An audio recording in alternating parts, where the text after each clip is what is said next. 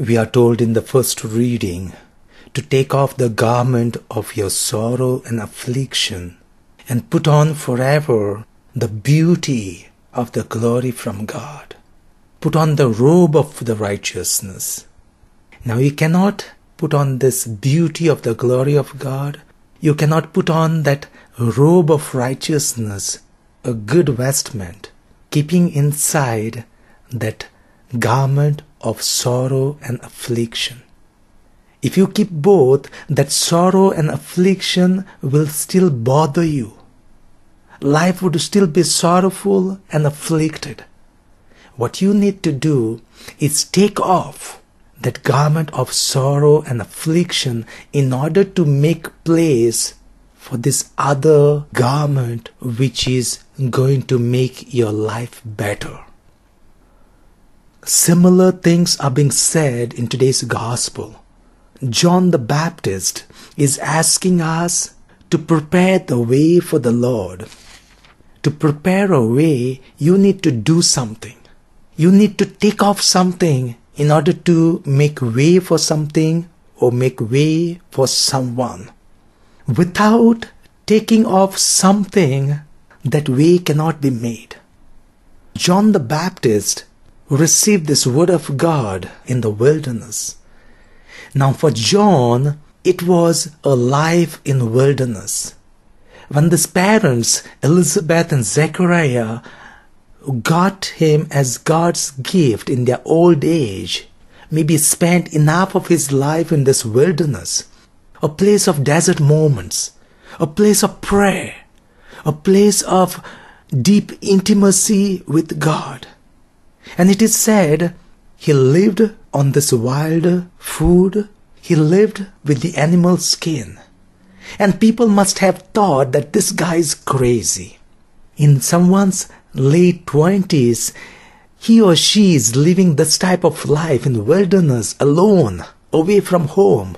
Can you imagine what would they be called by the friends and people around them?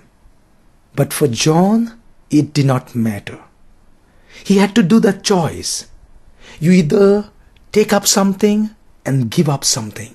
In order to take up this wilderness, this prayer, he had to give up that cozy life.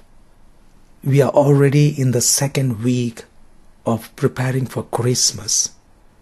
Now Jesus came in order to take off something, in order to bring us more spirit. Now imagine you are to receive a box of gold and you constantly wait for that box of gold.